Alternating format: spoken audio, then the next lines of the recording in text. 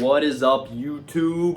Let's get it. All right, baby. Today we're gonna go over deloads, kind of what are deloads. You guys might know, you guys might not know. We're gonna go over that. We're gonna go over when should you use a deload. Do you even need a deload? What happens if you never deload? Let's get into it, baby. So, guys, first things first. What is a deload? So, a deload can be a couple different things. There's different kinds of deloads. There's deloads where you just take a light day. Not training anywhere near failure, kind of like a recovery day just for a certain body part. And then there's actual week-long deloads. So let's say you've kind of hit a plateau for let's say like your bench or something. This is for hypertrophy, so gaining size. This isn't for strength training or anything like that, but it does also apply. So let's say you hit a plateau on your bench. You kind of can't add any more weight to the bar. You're taking most of your sets to failure. What do you do now, right? It's a good question. So before we even think about a deload, there's a couple things we want to take a look at first, right? Firstly, we want to make sure that we're getting in enough calories to stimulate growth, right? Let's say this is your maintenance. You want to eat above the maintenance, so that way your body has room to grow because it takes a calorie surplus to actually make your body bigger itself. So that's the first thing you want to do, is take a look at how many calories you're eating. Are you gaining weight, right? The next factor that we want to take a look at before we take a deload is, are you getting enough sleep and recovery?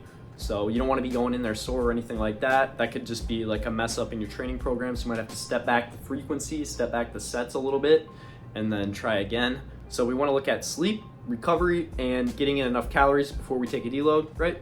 So now let's say you take a look at all that. You're still not seeing progress. What do you do? So if it's just on your bench, let's say, then you would do what is called a recovery session, right? So basically, easy way to do it is just half the amount of sets, half the amount of reps, half the amount of weight.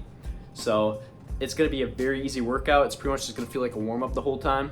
So if you don't want to do that, which you might not want to, just because you do have to go to the gym to do basically just a whole warm-up session, which can be kind of dumb. You can take the day off from that training session. Like let's say you're doing chest and you want to take a deload.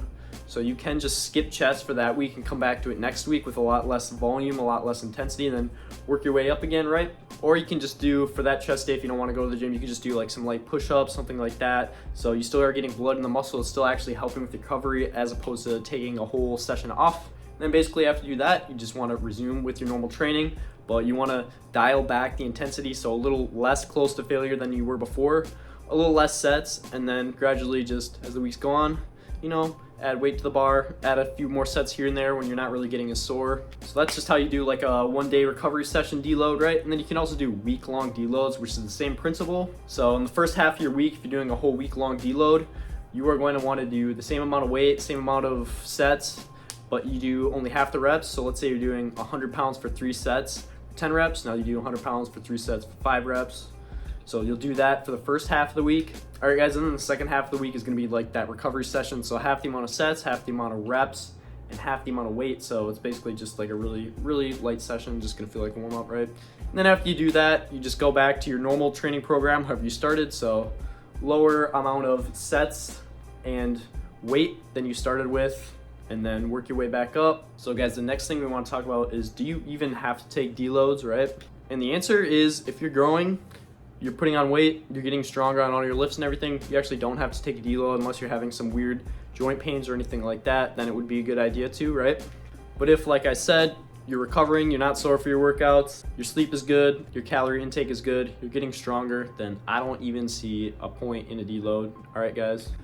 You only really want to deload when your body needs it. And otherwise, if you hit that plateau and you don't want to deload, I would suggest just going back down to lower reps, lower intensity, then working your way back up, and then over and over again. And then if you ever go on vacation or something, you can take a deload, or if you just are sick, you don't feel like going as hard, then you can also take a deload. So you can choose whether you want to just do like a recovery session, which is just like one muscle group deload for like one day basically, or you could do like a whole week-long deload, something like that.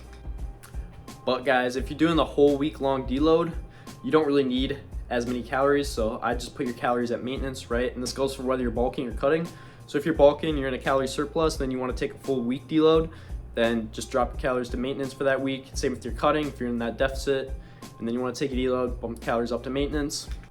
So yeah, hopefully this answers all your guys' questions. I don't really think deloading is too necessary unless there's a lot of variables that are going wrong and you're not progressing, then I think it's more of a last resort thing to take a look at. Hopefully that answers y'all's questions.